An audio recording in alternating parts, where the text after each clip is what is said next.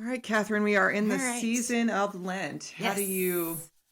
you have any Lent practices? Oh that gosh, I am terrible at maintaining a good mindfulness practice. And it shows. I mean, it shows in my kind of harried expressions and general chaos tornado skills sometimes. But I really like,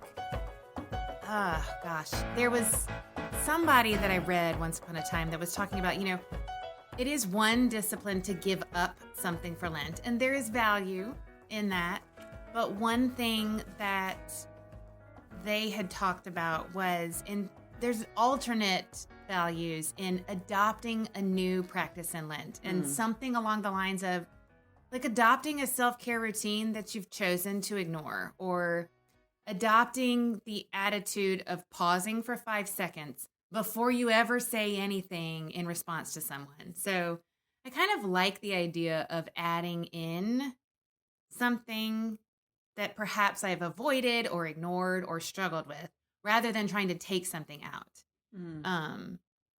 At least that's for me. I understand the discipline of like giving up chocolate for Lent. I guess I'm also just choosing not to do that because it feels easier to add in than to take away. If we're being honest. Not giving up my chocolate. Nope.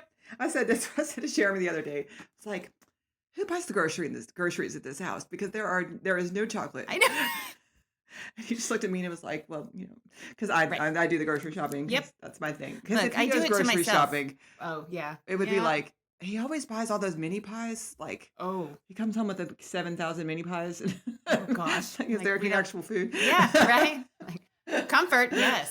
Food, maybe not so much. Yep. I mean, I can't judge because I'm like, I need some chocolate, clearly. Yep.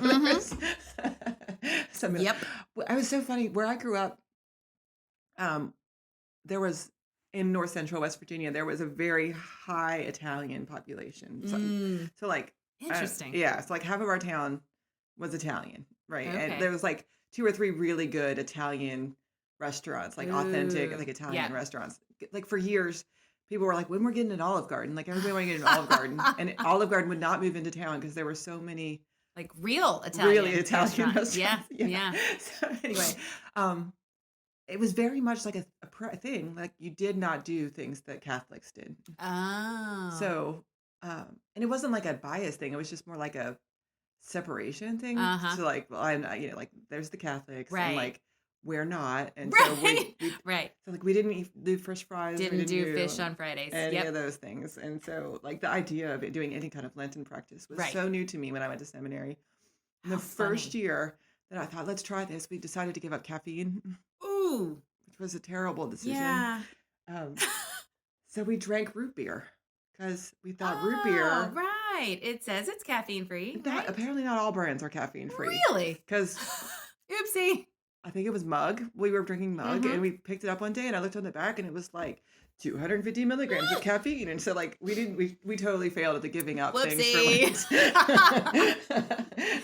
And there's a life lesson. So, Jesus was still crucified and resurrected, though, was he not? Right. Yeah, we're done right. So I've never been one to like. Right. Yeah. And just everybody has different spiritual disciplines that appeal to them. Yep. And that's never been like the one for me. Right. Yeah. So. And I appreciate folks who use that as a true spiritual discipline. Absolutely. Not as a diet practice. Like, I think that's where I got turned off was the number of people that I have experienced in growing up that were, giving up chocolate for Lent and I'm going to lose 5 pounds in 40 days. Right. It's like, I'm not sure that's the point. But I saw that somewhere. Somebody wrote a post. The post was, Lent is not you're 75 hard. Right. Like, that's not the point. Not the point.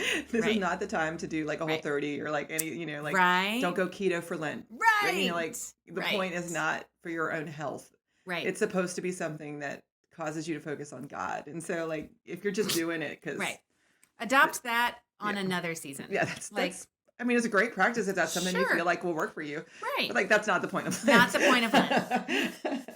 Like so much else in Christianity, have we co-opted it a little too far past the spiritual practice? We've gone too far. Yep. So we are today looking at chapter 18 I know I just told you 19, but it's 18. That's all right. It's super close by. We're looking at 19 is next week. We're looking at the trial before Pilate, which is an interesting story in the Bible, because Pilate is an interesting character. Mm-hmm. Do you know anything about Pilate, the Pilate of history? I know the Pilate of Jesus Christ Superstar. That's the best Probably one. not the same, but I can sing the whole song in my head because I was in that musical in high school, and I can sing it with the best of them. But, I'll go cross that swimming pool. Yes, exactly. Yeah. You are the Christ, oh, the great Jesus Christ. Like, it's going to be in my head all day now. Here we are. But so that is to say, no, I am ill-equipped to have a historical conversation around Pilate. So Pilate is one of those people who's there's a lot of historical references to Pilate because he really was the governor of Rome. And if anything that Rome did well, it was keep records. So, yeah, well, there we go. But Pilate, Josephus, who was a Palestinian historian, so a lot of our extra biblical references to Jesus we find in Josephus, talks about Pilate as being exceptionally harsh. Of all the Roman governors they'd ever had, Pilate was amongst the most harsh of all of the, like that was his reputation. Okay. And like he got sent places that were on the brink of turmoil or revolt or whatever, because he had a reputation of being able to pacify colonies that were in trouble. Okay. And so with all that set up that you would have known, like the people who originally read this gospel would have known, it's interesting to see how this story presents Pilate. And I think that's an important thing to remember as we engage with Pilate here. So we're going to start in verse 28. Verse 28. The Jewish leaders led Jesus from Caiaphas to the Roman governor's palace. It was early in the morning. So that they could eat Passover, the Jewish leaders wouldn't enter the palace. Entering the palace would have made them ritually impure. So Pilate went out to them and asked, "What charge do you bring against this man?" They answered, "If he had done nothing wrong, we wouldn't have handed him over to you." Pilate responded, "Take him yourselves and judge him according to your law." The Jewish leaders replied, "The law doesn't allow us to kill anyone." This was so that Jesus' word might be fulfilled when he indicated how he was going to die. So what do we notice about this story so far? Nobody is saying anything. Like, nobody is actually saying anything. Yeah, so what charge do you want to brought against this man? Well, if he, whatever. Yeah. Right. If he hadn't been charged, we wouldn't have brought him to you. So, like, wait. Yeah, there is no specific charge very here. Politically sounding. Like, you're saying a lot of words without saying anything. Nobody in this story, what charge do you bring against this man? And they were like, Right. And Pilate's like, well, okay, then take him. You do it. Yeah, you figure it out. Yeah, there's nobody wants to take responsibility here, it feels like. Right. Yeah. Yeah. Like the Jewish leaders want Pilate to do the bad work. Yep. And Pilate asked a legitimate question. What would you like to have happen? Right. It reminds me of, I was seeing a story the other day of this comedian set up an ICE tip line. Did you see this? No. It's a fake one. Okay. For the purpose of like exposing what's happening. Ridiculousness. Right? And it very clearly on his website at the bottom says this is for parody or whatever. You probably have to scroll down. I'm sure it's not like at the top of the like a banner. Right. But people are calling into this tip line, and one of the stories that I saw was that, and this breaks my heart. One of the tipsters that called in was a kindergarten teacher reporting one of her kindergartners. Wow. And and it was almost slavish devotion to the idea of law and order, right? That led her to this position of feeling like that was her moral obligation. Yes. And that this story, this part of it reminds me of that situation, and the idea that like the Jewish leaders are coming from a place where they feel like this is their moral obligation. Right. Because Jesus is speaking against the tenets of their religion, is challenging the tenets of their religion, and he's making it unsafe for them to continue to be in compliance with the Roman authorities who are the ones with the swords. Interesting. And Yeah. so, but they're still incredibly observant of the details of the law. Right. So several of us spent the last weekend at a young adult retreat. I was a leader. I was not a young adult because I don't fit that category anymore. But it was a manna retreat, and it connects because the theme was prophetic voices, and one of the leaders there had a lot of biblical training in prophets and learning about prophets. And one of the things that we learned that I hadn't known before was that there were institutional prophets, that there were people who were paid to be prophets during this time. And quite often, what you see in kind of scriptures, he had used Amos as an example, is the prophets that were truly speaking the truth of God were in direct contrast to these institutional prophets that were a product of the state, and you didn't have this church and state separation. Yeah. And I wonder, like, it makes me think here about, like, all of these leaders are such a product of their environment that they cannot see outside of the law and order. It's that, how do we get in the space where we are so indoctrinated in the time that we occupy? We're so indoctrinated into a certain mode of thinking that we can't see the flaws within that, like. Oh yeah, interesting. Yeah. I do want to say, like, Isaiah was a temple prophet. Right. So that's true. That interpretation of prophets is true, but it's a later version. So gotcha. Earlier prophets, like Isaiah, like Jeremiah, are from a position within the government.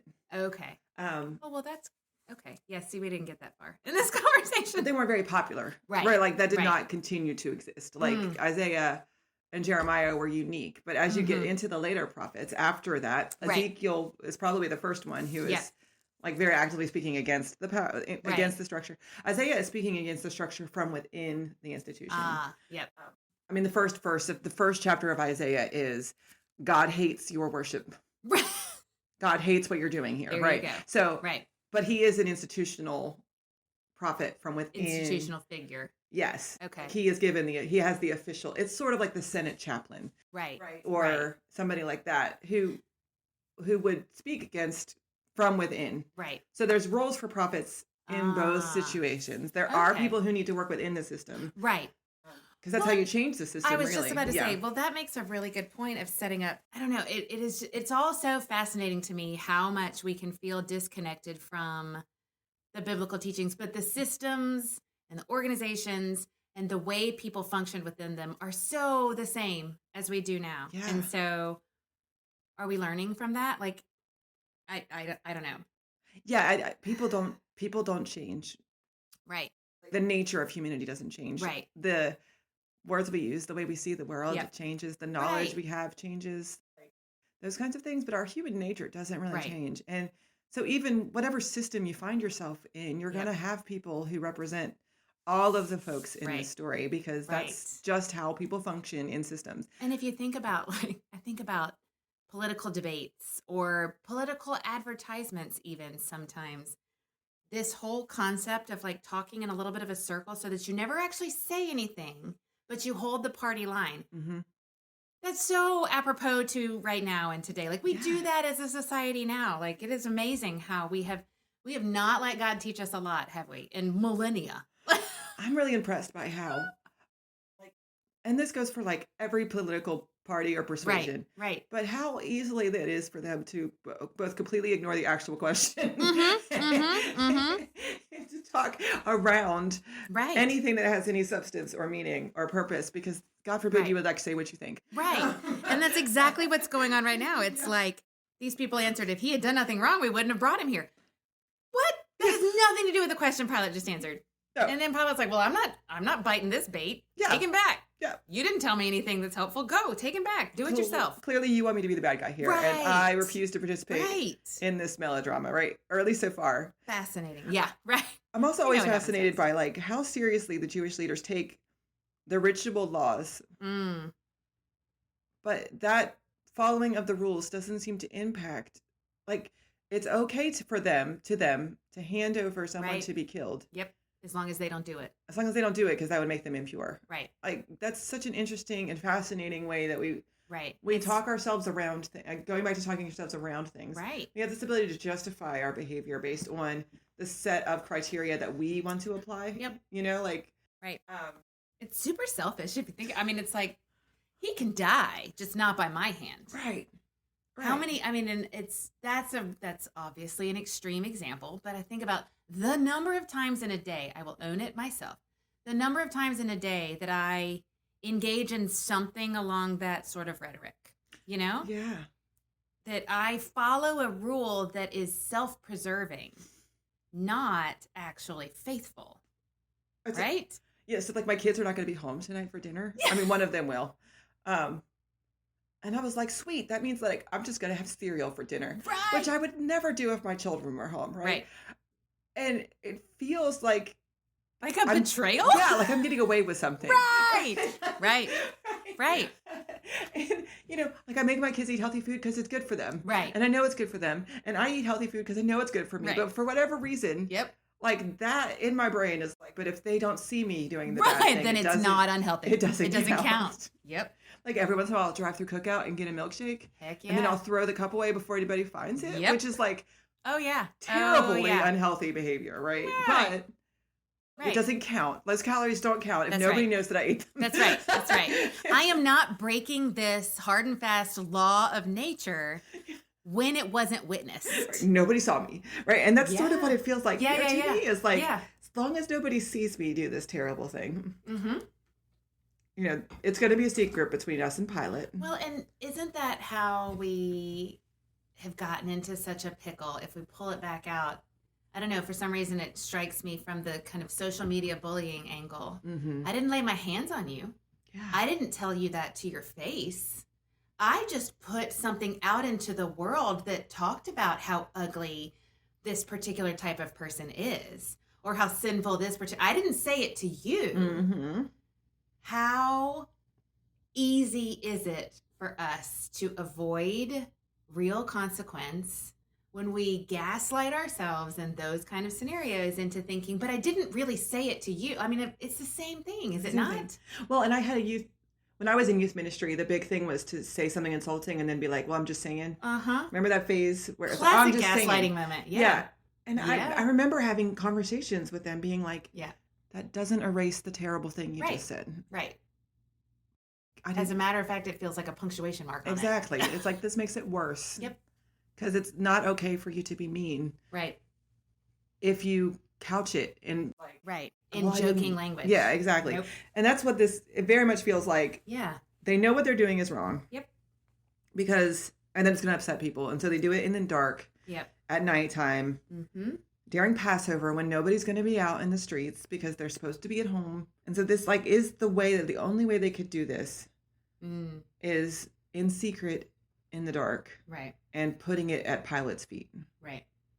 It's kind of like the kindergarten teacher probably feels like she's keeping her hands clean because what she's doing feels like following the letter of the law, but she will not endure the consequence of removing that child from a home that they know and feel safe in and removing the safeties of life and having to see what that looks like. Yeah.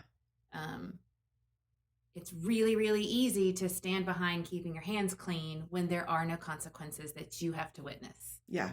Right? Like, I'm not directly... Right. I can put a degree of separation between me and what's happening. Like, I'm not doing anything. I'm just calling in this information. Right. What happens to it... is up to everybody else. Is out of my hands. Like, I'm not responsible for the consequences of this decision. And so much of our culture, I feel like right now, is... we've separated ourselves psychologically from the consequences of our words. Yep. Like social media gives you permission to be ugly because you don't see how the other person sees it or hears it because they're not in the room with you. They're somewhere else. In fact, they're not even real people. Right. Like if you're on a website that like Reddit or something where everybody's a username. Yep.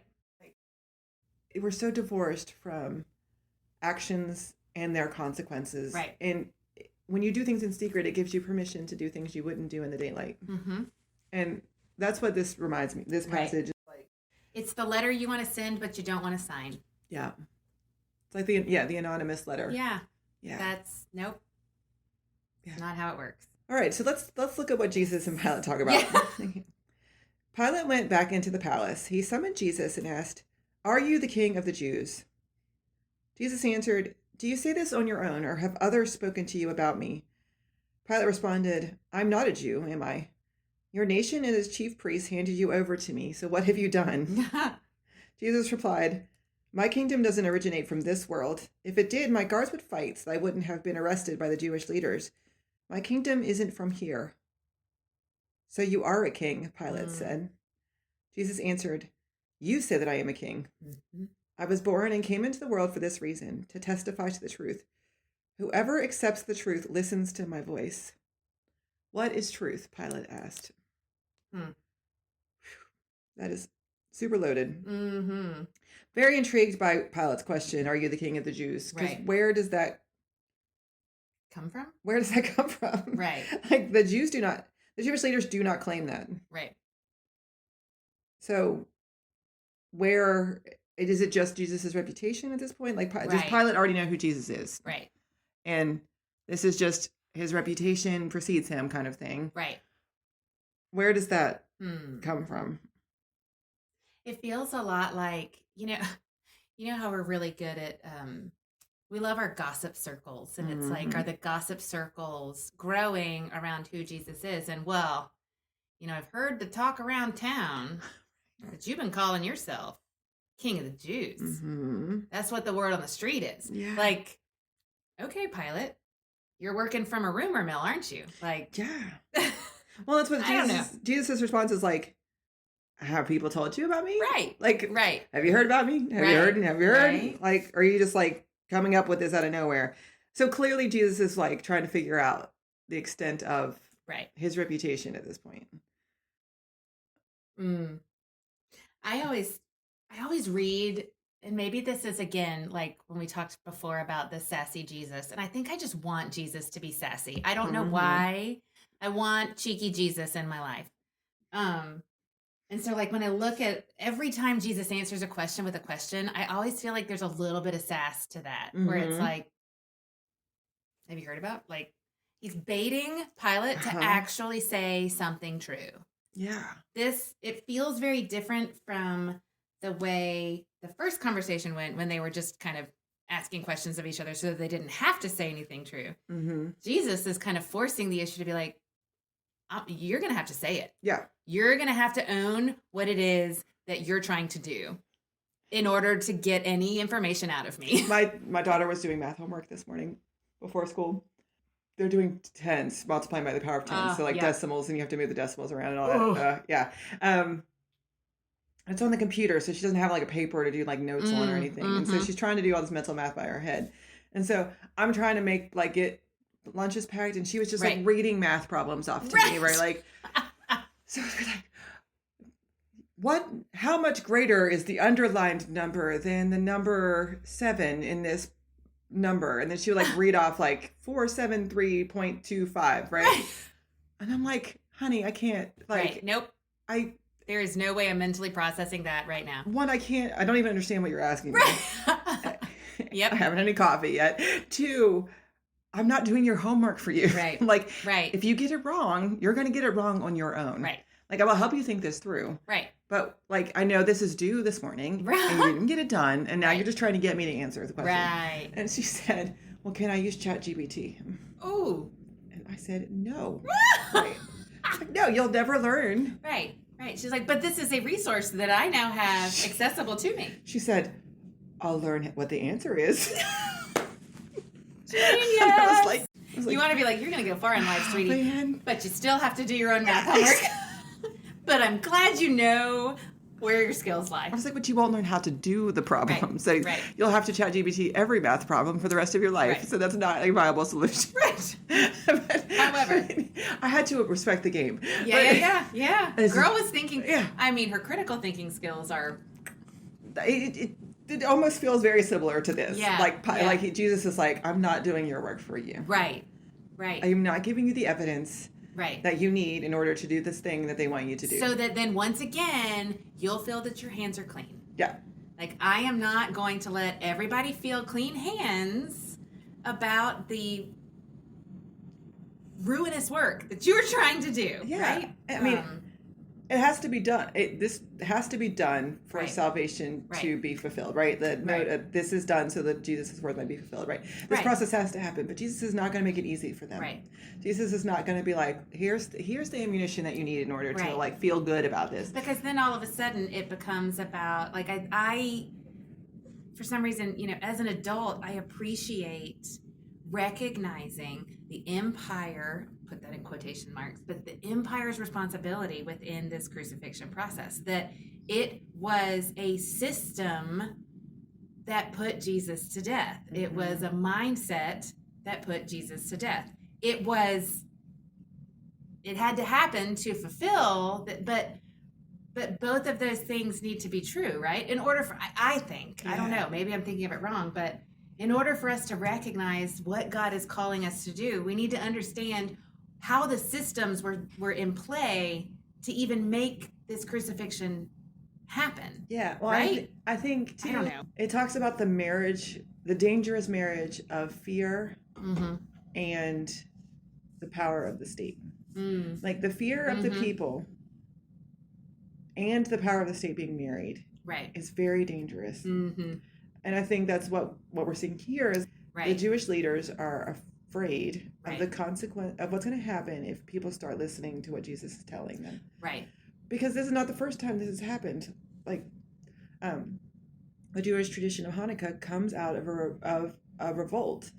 Right. A rebellion that the Maccabees had where they did very similar things. They were trying to overthrow Rome's power on the thing. So it wasn't like they didn't have historical memory of this happening. And so it's the combination of the fear of the people of that thing happening again with the power of the state who has the only license to do violence. Yeah, right. They're the only people who can do violence and not get punished for it, right? And so I think what we see in the story is the marriage of those two things. Like any one of the other can sort of function on its own. Like, fear is a normal human response. Right. But when you start putting the capacity to be able to commit violence with that is when things start getting... Right. When you justify your violence, when you justify loss of life. Yeah. So I respect that Jesus is not giving Pilate the answer he's looking for. Right. Because that would have said to Pilate, it's cool. Yeah. Here, I'm making this easy. Like, you're going to have to say the words. Right. You're the one who's going to have to make this decision. Because regardless of whether or not, like, I think maybe it's that, I don't know, maybe I'm trying to go down some weird rabbit hole, but in addition to the reality that this had to happen for the salvation of humanity, there is another piece to me that speaks to the absolute necessity of the recognition of the brokenness of humanity at the same time. This was not a free gift of God that had no responsibility attachment strings, right? Yeah. That this was a free gift from God that also, I think, was intended for us to recognize and not repeat these cycles of fear and violence. Otherwise, when the world was the point. Right. Maybe? Yeah, I think... I don't know. I mean, I've always had an issue with God, with the idea that God felt this was the only... So there's this theological concept called substitutionary atonement. Yes. And which is the idea that there had to be a physical sacrifice. Right. There had to... it had to mimic the sacrifice of an animal that would have happened in the temple. And this is probably the predominant theory of the reason why Jesus was crucified in American theology. Right. Was this idea that there had to be a blood sacrifice. Right. It's it's behind the songs of, nothing but the blood of Jesus. Right. And, there's right. They're great songs. Right. But I've always struggled with the theology of that because I struggle with the idea of a God who is that vengeful. Right. that somebody has to literally die. Right. But then I don't know what the other alternatives are. Like, there's no other satisfying alternative. But I think that's a good point to speak to, especially for people who are done with religion, or people who say, how do you worship a God who? Mm-hmm. And it's like, I don't have an answer for you there. Yeah. Like, I struggle with that as well. And I guess I fall back on but I also continue to see God in so many other ways that I don't end with the how could you, God? Yeah. But I never stop on there is always a how could you, God? Yeah. But I also think that's because of my limited human ability to comprehend. Maybe. I think it's okay to say, like, I don't like this. Yes. Right. And say, but I don't know how else to I don't know how else to understand this, because the language is pretty. This had to be done so Jesus' word might be fulfilled. Right. There's no. The inevitability of this circumstance that had to be done in order for Jesus's word, because, I've talked about, in order for a prophet to be considered a true prophet, their words have to be fulfilled. Like, they have to come true. This has to, the events will bear out, right? Right. So this has to happen. This whole circumstance has to happen in order for Jesus' own words to be fulfilled, because he's said this throughout the Gospels and through the Synoptic Gospels. Jesus is saying all the time, like, the Son of Man has to be lifted up into, Isaiah says this. It comes throughout the whole Old Testament. I guess my struggle is, like, is there a way to understand the crucifixion where the self-sacrificial act of Jesus is the point? It's not the violence of the death that's the point. Mm-hmm. It's the point is witnessing how Jesus meets these circumstances, how Jesus walks through these circumstances as a way of breaking the cycle of violence. Right. And for me, that makes the crucifixion set a little easier in my soul, because it's not that God demanded it. It was that God chose it. Right. In order to bear witness to sometimes this is what's asked of us. I think that's a really important point.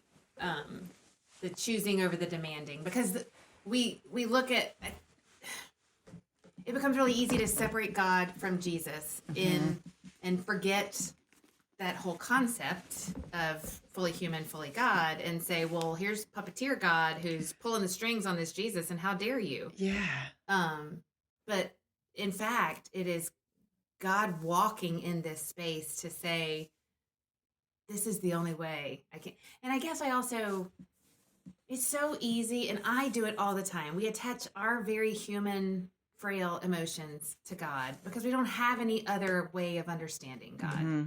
But every time we do that, we limit it, and all of a sudden, like, it's really easy to make God a bad guy and a jerk, because these behaviors, if done in a human form, feel like bad guy jerk behaviors, like just giving somebody up to, I don't know. I'm off on a bit of a tangent, but no, I think that's fair. I think it's, for me, what informs my thinking about this is that John begins his book with that beautiful chapter about, in the beginning was the Word, and the Word was God, and the Word was with God, and Jesus chose to become incarnate, knowing this was the outcome. Right.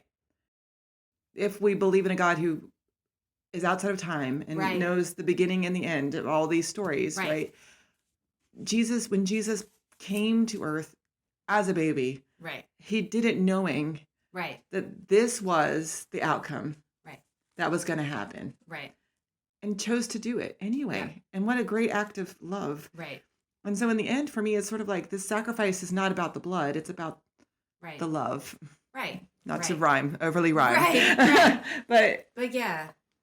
We get caught on the violent side of it as but we get caught on the violent side as the violence being the solution. Yeah. Rather than caught on the violence of the system being the violent entity. Yeah. It's human sin that leads to the violence. It's human actions that lead to the violence. It's human inability to take ownership and responsibility for their role in this system that leads to the violence. But Jesus's act is defiant through the whole. He's defiant through this whole chapter. I'm doing this because I'm gonna lay down my life for you. Right. That is my purpose here. Yeah. And you can do whatever you want. Right. And you can commit all the violence you want. You can stomp your feet on the ground Right. and have a tantrum Right. and do all these things, but that doesn't overcome my purpose. Yeah. And I think that's just a challenge for me in life is to be like I am not responsible for how other people react Right. to my genuine desire to try to follow Right. God as closely as I can. Right. If my choices, if my attempts to be faithful bother you, Right. that's not my problem. Right. Right. Right. I kind of appreciate how Jesus says that here. It's almost like an unwavering, it's Yeah. like the best parenting strategy ever, almost. It's the unmovable force of love that is supposed to be what we embody as parents is your dissatisfaction in me around something that I said no to is not going to change the fact that I love you so much that I'm saying no because it keeps you safe. Yep. I'm saying no because my wisdom and my age allow me to know something you don't know yet. Yeah. I get that feeling from this. It's very much feels like my kingdom is not of this world, man. Right? You can play your human games all you want to, but in the end, it doesn't affect me. Right. Like I told my daughter that the other day. I was like, if you need to use me as an excuse with your friends to not do something, yep, that's cool. I'm fine with that. Yep. Like I don't need your friends to like me. Right. I'm significantly older than them. Right. Their opinion of me as a Exactly. kid does not affect me whatsoever. And so if your friends are upset because you're not allowed to watch YouTube, right, that's okay. You can blame me. Yeah, just say my mom is really mean. Like I am 100% fine with that. Yep. Because I'm doing it out of love, and that's why I'm doing it. And when you're in your 20s, you're gonna look back and be thankful that those boundaries existed. So there is such a parental looking at it, and I know I can't ascribe that to everyone because everyone is not a parent. A lot of people can understand. I think it's not even about being a parent. It is having that sense of parental responsibility over someone. It's kind of like I love when we talk about Mother's Day around here, we've spent a lot of time trying to do Mothering Day because there are millions of people who mother people who aren't biologically their mothers. Yeah. There's a lot of men who mother. Right. Because mothering is just this ability to love and show compassion and to not jump into the whirlpool with people, but to be there as a support. And so anybody who does that is so you can feel that kind of parental style presence in this space of that immovable solidarity that I would love to pretend I have as a parent. I might show it off on the outside, and inside there's a lot of turmoil, but still. Yeah, it's the Donna Reed of parenting, right? Yeah. It's just this idea. I mean, the dress stays fluffed the whole time, regardless of the situation. So she never gets gravy on herself. Right. I'm really confused about how this works functionally. Every time I make something with gravy, it's all over me. Yep. So I just think, man, isn't this what we should ascribe to as Christians in the world? I love that. I've always loved that image that Paul has of followers of Jesus should be in the world, but not of the world. Right. Like we're not supposed to get in the gutter and get dirty with everybody else. We are supposed to be doing what Jesus is doing, which is standing up for what's right and not letting other people's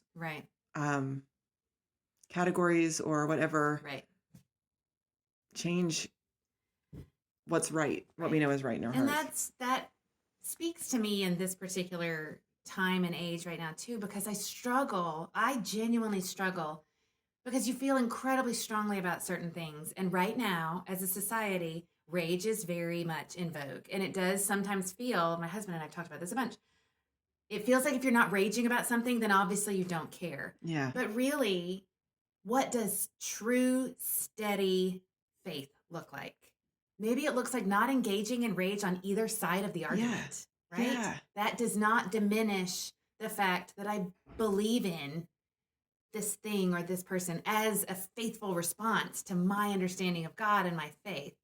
But what I'm not doing is not being of this world and allow it, because rage burns out fast and it wears you down and it's exhausting. Yeah. And then how do you do the long game work? of faith. Yeah. Yeah. And I think if there's anything we can learn from Jesus in this passage, and throughout this whole story, he never rages or never Right. yells. He never He flips a table, but that's even like in way that back at the moment, beginning. right? Yeah. And even in that moment, it was like a momentary thing, and then he taught through after. Yeah. There's never an unteachable moment, Exactly. right? But I mean, throughout as we'll discover as we talk through the rest of the story, like throughout this story, he is calm. Yep. He's a little bit Yes. cheeky. He's a little Right. bit. They do love a cheeky. He is a little bit like, Not going to give you this one. I'm not going to give you that. I'm not going to make this easy for you. Right. I'm going to be defiant. Right. But I'm not going to be angry, and I'm not going to be hateful, and I'm not going to Right. engage Right. in this system of violence that you want to perpetuate. Right. I'm going to show you how it's done. Yeah. Right. Even in the face of knowing what you are about to do to me. Yeah. I'll show you how this is supposed to go. Because Pilate is, what is truth? I mean, that's Right. supposed to be an idea that relativizes this whole conversation. Like, who cares? Right. Right. Like, I don't care what's true. I care what's politically expedient. Right. I care about keeping people mollified Right. and living in my palace. And so this idea of truth even being important Right. is ridiculous to Pilate. Right. And Jesus' whole point is like truth is the only thing that matters. Right. Right.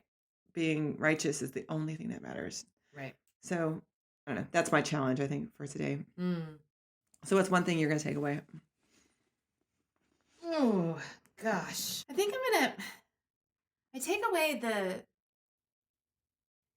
it's so easy. I think about if I were in situations where I was where I was seeking to be faithful and to be true. And I mean, this happens all the time, but I constantly get met with that pushback, that baiting, biting pushback. How to maintain both the humanity and the steadfastness of what I understand to be my way forward. That's a challenge because my very human emotions love to take over constantly. Yeah. So I guess my challenge and the takeaway from this is to say, pay attention to what that true course is, because if you really do genuinely believe in where you are headed, it does get a little bit easier to just maintain the course. Mm-hmm. Like, Jesus had no reason to engage in this rage or this violence because he understood where he was headed. Yeah. Oh, I love that. I think for me, like, my leadership coach and I have been talking a lot about like the hero victim dynamic that we seem to fall in. Yeah, we have to be one or the other. We're one or the other. Yeah. Right. Like in Yeah. every story, we're either the hero or the victim, and what it does is perpetuate this like trauma cycle and this cycle of stress and drama and all that stuff. Because if you're the hero in the story, like that's a very heightened place to be. Right. And if you're the victim in the story, that's another very like heightened emotional state, and you can't make good decisions if you're the hero or the victim. Right. You're just following into this pattern of communication styles, right? Right. And he was talking about how important it is to step outside of that. Yeah. And be the dispassionate, not dispassionate is the wrong word, but to be to just not enter into that triangle of the hero victim narrative as the third party as a leader, right? But I think about that as a challenge just generally in life. Like, you do not have to engage in other people's drama. Right. Just because other people are stirring up all this drama and angst and stress and excitability about things does not mean that's where your attention and focus needs to be. Like, you do not have to engage in their, you do not have to get out on the dirt and start wrestling around with them. Right. That doesn't get anybody anywhere. Your job in that situation is to stand outside and like be like, hey, let's maybe chill out. And it's hard because good, bad, or indifferent, it's either good validation or bad validation, but you're getting validation when you play one of those roles rather than internally recognizing what the right thing or the next course or the validation is, or realizing that the validation is not the thing that you're seeking. Like, to me, I'm thinking like in every hero role, in every victim role that I have ever put myself into, if I really were to sit down and think about it, it was in seeking validation from someone else. Yeah. In some way, shape, or form.